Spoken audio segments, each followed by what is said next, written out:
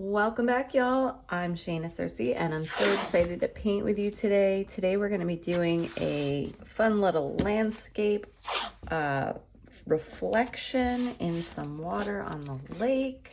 We're going to keep it simple. We're going to keep it loose. We're not going to stress over it very much. And it's going to be lots of fun with lots of layers. So, not really lots of layers, a couple of layers.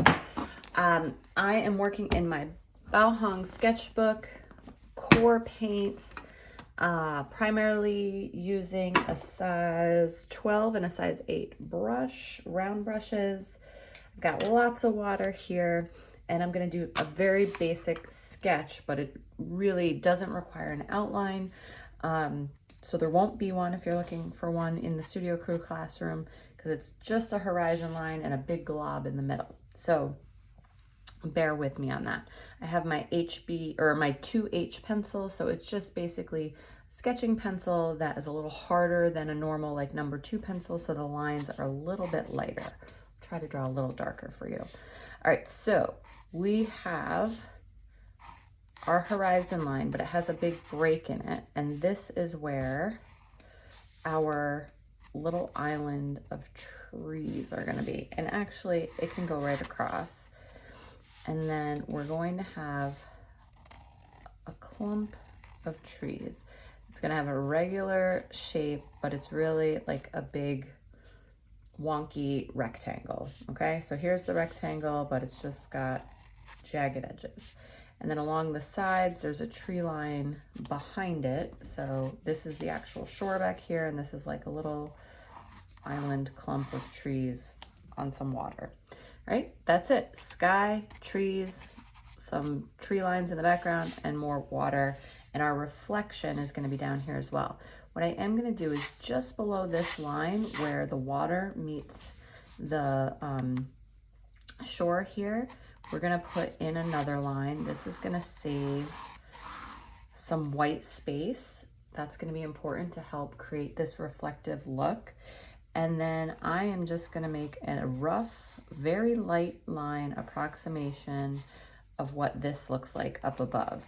Okay, you don't even have to do this part. I normally don't, but sometimes when you're just starting out, you do want to see kind of where you're going. But we're going to paint this first, and then we're going to paint a rough approximation in the water that's going to be a little messed up.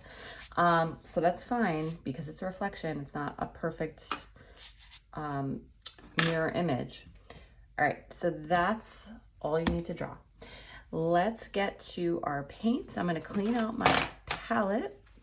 I'm going to be using a Cerulean Blue for my core palette, but any blue that you prefer or like will work for this. Ultramarine might be a little bit funky, but cobalt blue, Prussian blue, they're all going to give it a different effect. Phthalo blue, all perfectly acceptable for this sky. It's going to be very basic. There's no clouds in the sky. Each tone of blue will give it a slightly different look or feel, but overall they'll all work.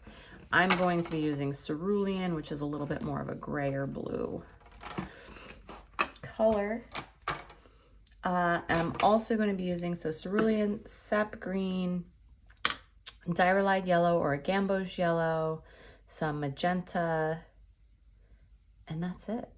Yeah, so that my blue, my magenta, and my yellow, and I'm going to mix any other colors, and I am going to use Sap Green, but mix some stuff into it. All right, so let's get started.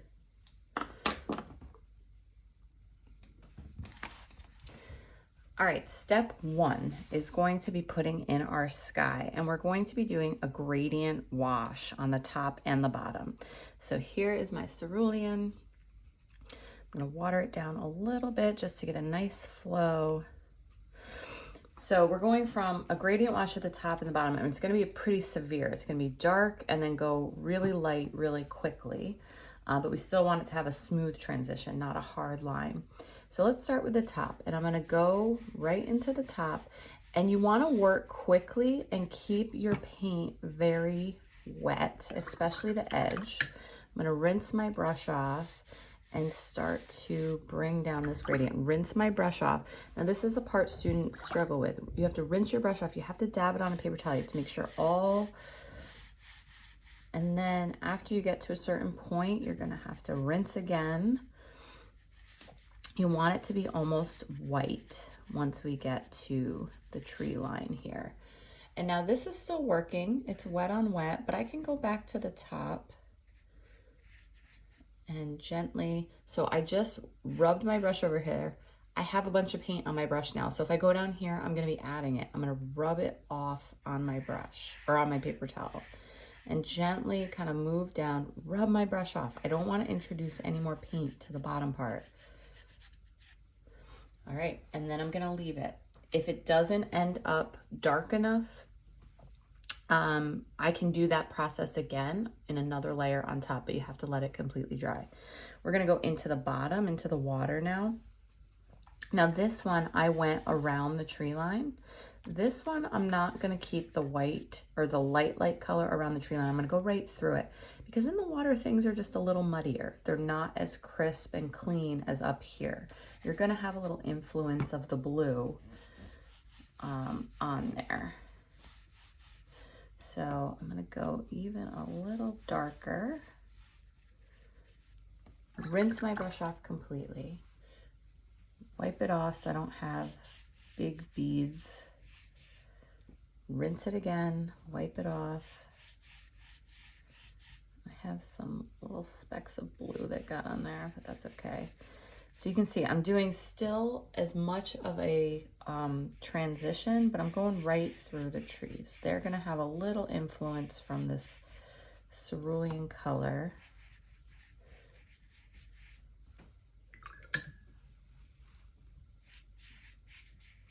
You can see I did make the bottom a little bit darker than the top. So this is a little shade darker. That's okay. Again, if this doesn't work for you, it needs to be darker, more saturated. You just have to build in layers. That's the part that new watercolorists struggle with a little bit. They want to just put it on and be done with it. Well, it takes patience. That's why this is such a challenging medium, but so rewarding as you build those layers up and you really start to see things emerge. All right, so now we have to let it all dry and we'll come back and start to put in the trees, the tree line and the reflection.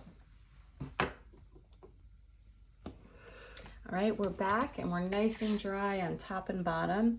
We're gonna start with the lightest colors in our tree line. So we're gonna start with the Diarylide Yellow. My yellow's a little dirty right now, so I'll show you how to clean yellow out. I'm just gonna add a nice layer of water to it. Usually when yellow is dirty, it's just the top layer. So I'm gonna take my paper towel and just wipe it across that top layer. Pull out the dirty water, and now I have a pretty clean yellow.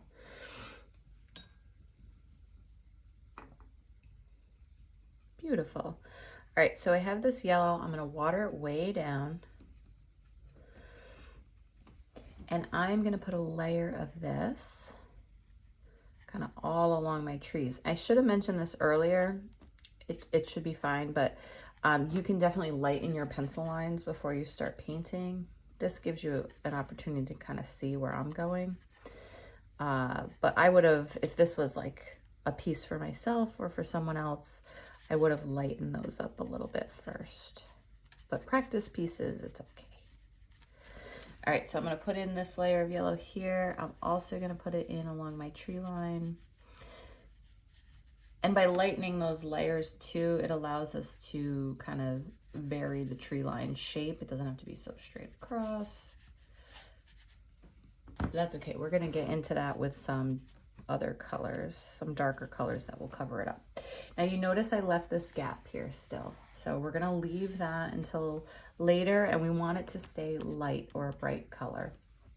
So now that my lightest yellow is on, I'm gonna start to add slightly darker oranger tones and greener tones. So I pulled in a little Quinacridone Magenta with my yellow, and now I have this darker color, and I'm gonna start to put in just some of the shadows. So this is gonna be a green tree, and these are gonna be like two bright yellow clumps of trees here, but they're separated by shadows.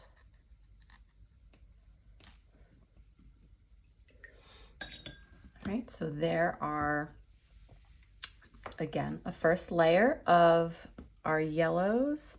Now let me pull in some sap green, and I'm gonna start to build in. The sap green's gonna go right up to the edge here. And as I get towards the top, I'm gonna let some of this yellow poke through.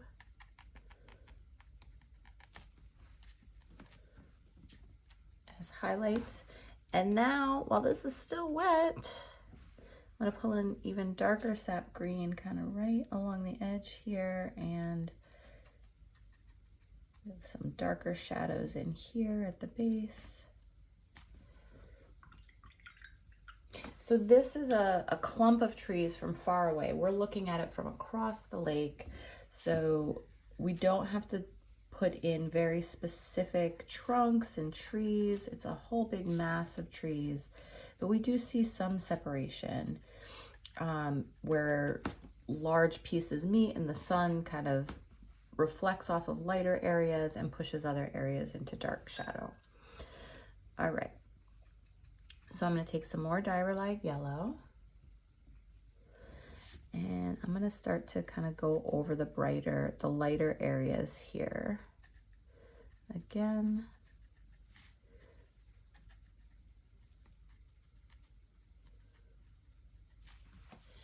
and then I'm going to come back in with my magenta and my yellow, making this deep orangey color.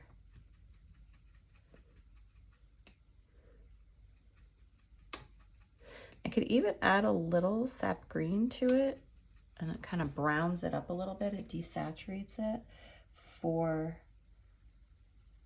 the shadowed areas. So we're going to add those back in again, another layer on top.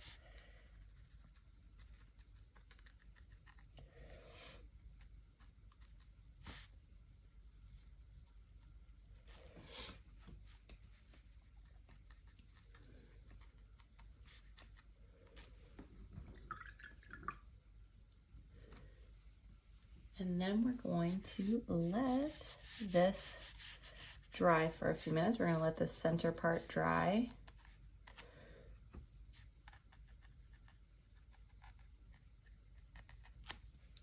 And I'm going to work on this back part here.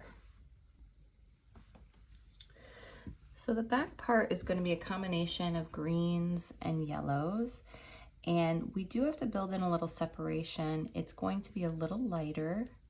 Then this is going to get another layer of darker detail to really bring it to the foreground and make it really crisp. So this part that's pushed into the background is going to be greens and yellows. So you can see I'm just adding in some dots of green on top, letting some of that yellow show through.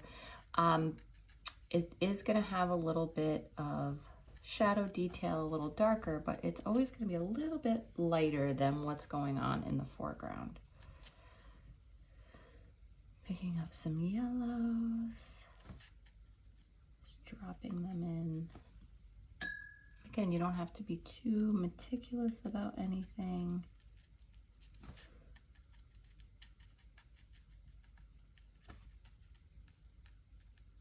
And just making sure the top of this isn't straight across. I want it to be a little jagged.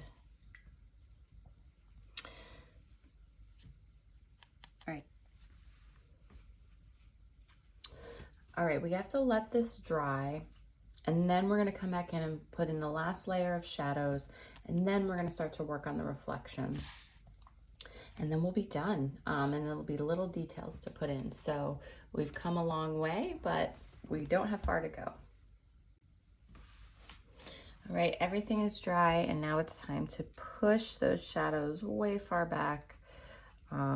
We're going to start with our green, and we're also going to do our dark brown yellow. So I'm going to take my sap green. I'm going to actually add a little bit of Paynes gray to it to really darken it up quite a bit.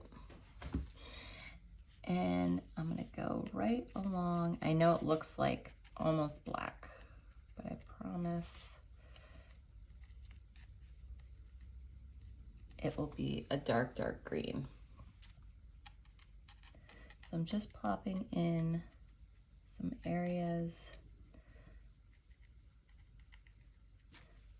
I'm gonna rinse my brush off. Now I have a damp brush and I am going to just blend these edges in a bit. I don't want it to be harsh, harsh. I'm gonna put some of the color like under a few areas here. I'm gonna go along my shoreline just a bit.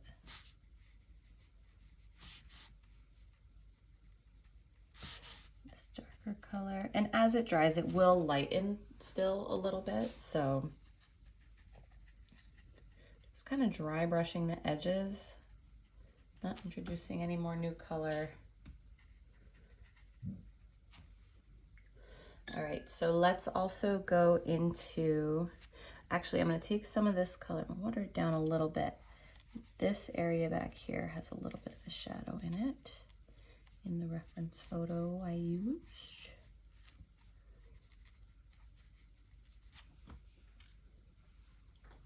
There we go. All right, so now we're going to do a darker, so Diarylide Yellow, Magenta, and I'm going to do a little Sap Green.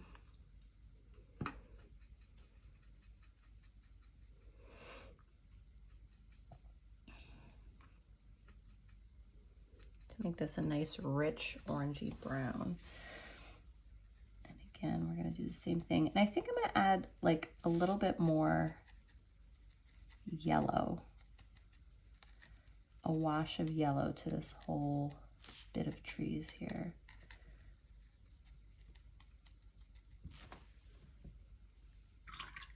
I think. All right, so I'm going to take just some straight Diarylide Yellow and kind of go to the edges. I'm gonna put some nice crisp edges on here.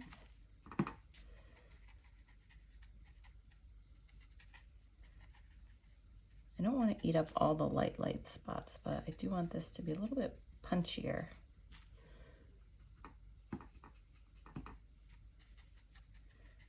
I added a bunch of magenta just now to my shadow.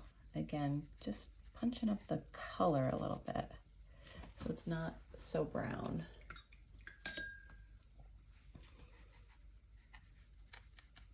So now I have a clean brush.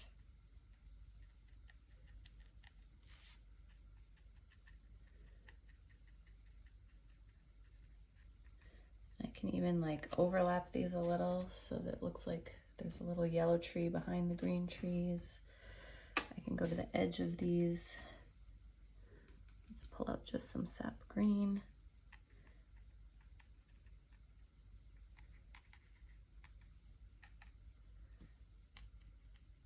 And overlapping here on this side where this is pulled in the foreground and this is in the background, I can give this some crisp edges of leaves poking out.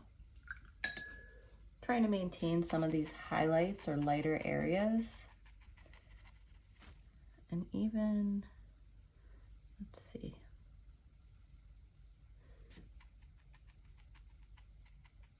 Added a little yellow to this to just yellow these highlights up a little bit. Just kind of warms up the light. There, yeah. Liking this. Okay, so now we have to get into our reflection. So we're gonna leave that. Now all our reflection has to be is an approximation of what's going on up here. I'm just seeing this line here. I wanna mess it up a little bit. Okay, so what we're gonna do first is actually wet the whole bottom just below this space. So we're preserving that white space still. I'm gently wetting this. So we're trying to be gentle, not to reactivate the color too much. And anytime I do that, I'm actually wanna push towards the darker side. So keep the light side as light as possible. and not pull color towards it. All right, so now I am going to be angling my book a little bit. I'm gonna take the yellow and I'm just gonna start to put in my Diarylide Yellow while I angle the book up this way. So I want everything to kind of pull down. I'm going to throw in some of these shadows. So the shadows are going to be, again, an approximation of what's going on upstairs. It's going to be downstairs. You can see it's bleeding out over here. That's totally fine. The green. And the more water and paint you have on your brush that you're introducing, the faster it will travel in the wet on wet. Okay.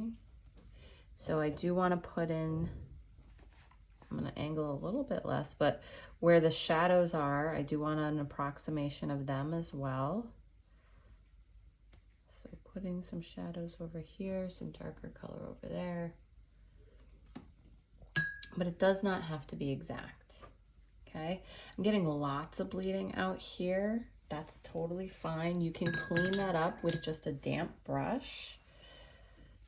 If you don't want these extra little tendrils out here, just kind of blend them in.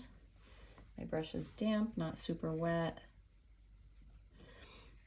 And then, as this is drying, oh, we have to put in, sorry, our ridge line too. This is just a soft, you can even take it out from here. Just a little green and yellow. All right, I'm gonna set it flat again. I have a little puddling water down here from it running off. Just take care of that. You do have to be careful. You don't want it to be too much bigger this way than up here. I feel like mine got a little bit big, but I'm okay with it. I just held that hold, the vertical hold, a little bit too long. All right, so I'm also gonna just put a little,